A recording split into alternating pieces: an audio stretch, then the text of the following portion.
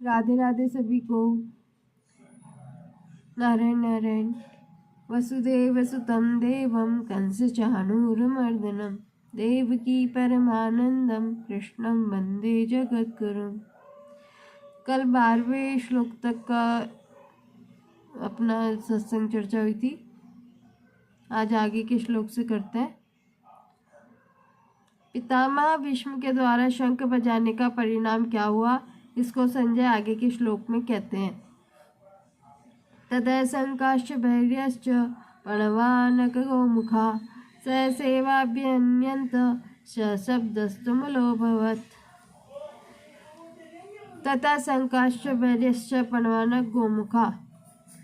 यद्यपि भीष्म जी ने युद्धारंभ की घोषणा करने के लिए शंख नहीं बजाया था, प्रत्युत दुर्योधन को प्रसन्न करने के लिए ही शंख बजाया था, तथापि कौरव सेना ने भीष्म जी के शंख वादन को युद्ध की घोषणा ही समझा। अतः भीष्म जी के शंख बजाने पर कौरव सेना के शंख आदि सब बाजे एक साथ बज उठे। शंख समुद्र से उत्पन्न होते हैं। वे ठाकुर जी की सेवा पूजा में रखे जाते हैं और आरती उतारने आदि के काम में आते हैं। मांगलिक कार्यों में तथा युद्ध के आरंभ में ये मुख से फूंक देकर बजाए जाते हैं। बेरी बेरी नाम नगाड़ों का है। जो बड़े बड़े नगाड़े होते हैं उनको नौबत कहते हैं। ये नगाड़े लोहे के बने हुए और भैंसे के चमड़े से मंडे हुए होते हैं तथा लकड़ी के डंडे से बजाए जाते हैं।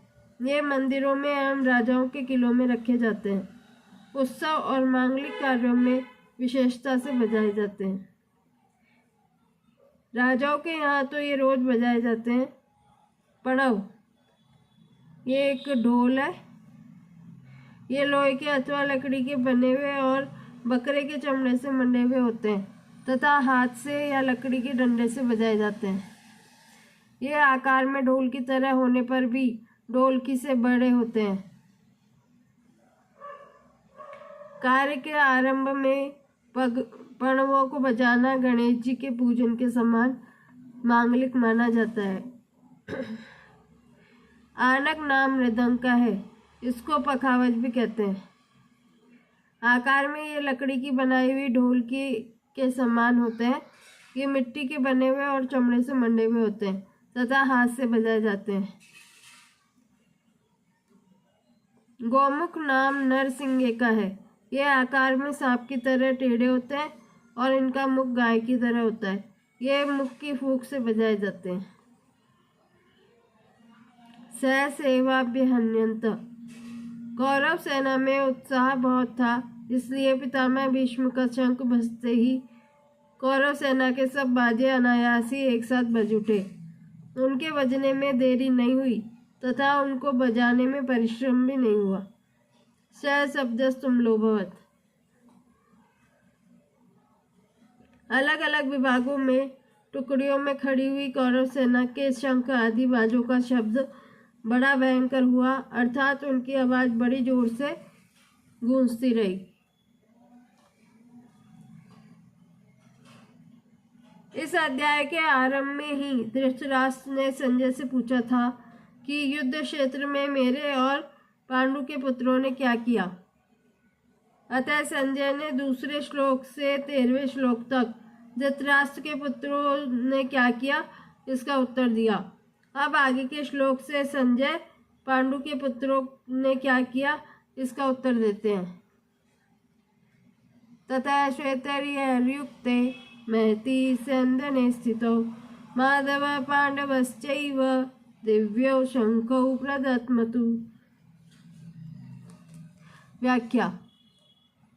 तथा श्वेतर्युक्ते चित्ररथ गंधर्व ने अर्जुन को 100 दिव्य घोड़े दिए थे। इन घोड़ों में यह विशेषता थी कि इनमें से युद्ध में कितने ही घोड़े क्यों न मारे जाएं, पर यह संख्या में 100 के 100 ही बने रहते थे, कम नहीं होते थे। ये पृथ्वी स्वर्ग आदि सभी स्थानों में जा सकते थे। इन्हीं 100 घोड़ों में सुंदर और सुशिक्षित 4 सफेद घोड़े अर्जुन के रथ में जुते हुए थे। मैथी छंदने स्थित हो। यज्ञों में आहुति के रूप में दिए गए घी को खाते खाते अग्नि को अजीर्ण हो गया था। इसलिए अग्निदेव खांडव वन की विलक्षण विलक्षण जड़ी बूटियां खाकर अपना अजीर्ण दूर करना चाहते थे, परंतु देवताओं के द्वारा खांडव वन की रक्षा की जाने के कारण अग्निदेव अपने कार्य में सफल नहीं हो पाते थे। वे जब जब खांडव वन को जलाते तब तब इंद्र वर्षा करके उसको बुझा देते। अंत में अर्जुन की सहायता से अग्नि ने उस पूरे वन को जलाकर अपना अजीर्ण दूर किया और प्रसन्न होकर अर्जुन को यह बहुत बड़ा रथ दिया। 9 बैलगाड़ियों में जितने अस्त्र शस्त्र आ सकते हैं उतने अस्त्र शस्त्र इस रथ में पड़े रहते थे। यह रथ सोने से बना हुआ और तेजोमय था। इसके पहिए बड़े ही दृढ़ और विशाल थे। इसकी ध्वजा बिजली के समान चमकती थी। यह ध्वजा 1 योजन मतलब 4 कोस तक फहराया करती थी। इतनी लंबी होने पर भी इसमें न तो बोझ था और न ही कहीं रुकती थी और न ही कहीं वृक्ष आदि में अटकती थी। इस ध्वजा पर हनुमान जी विराजमान थे।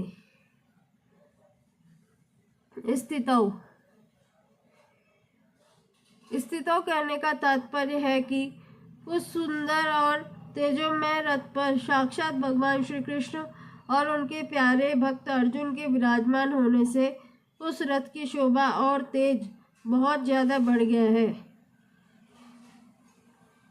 माधव पांडवश्चैव।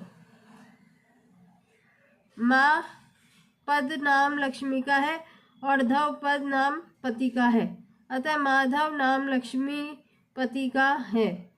यहाँ पांडव नाम अर्जुन का है क्योंकि अर्जुन सभी पांडवों में मुख्य है।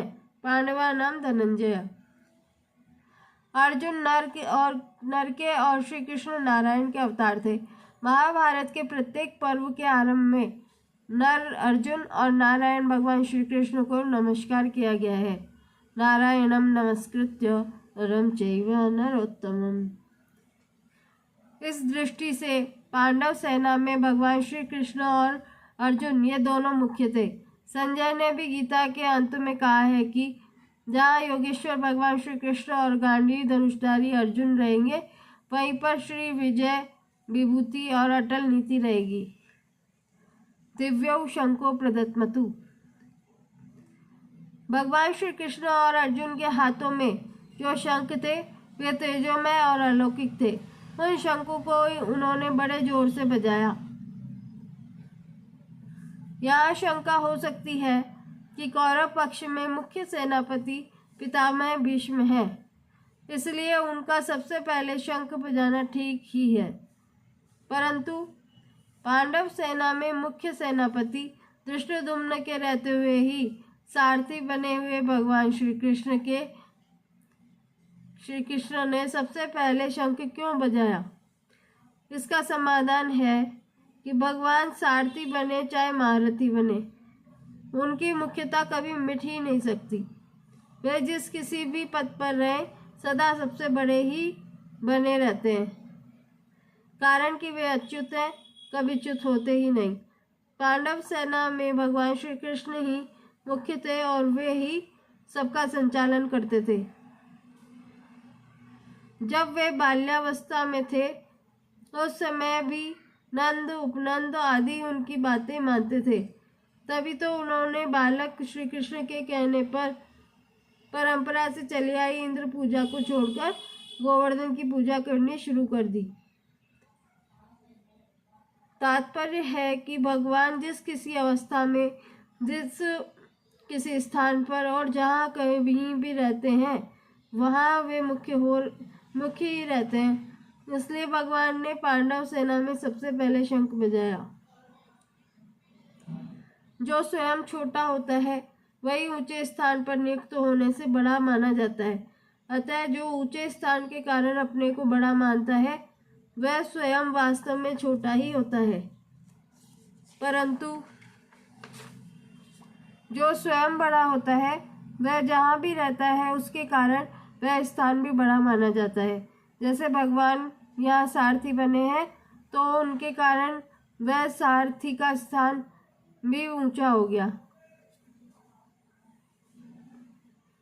अब संजय आगे से 4 श्लोकों का वर्णन है, तो हम इसकी चर्चा कल करेंगे। नारायण नारायण।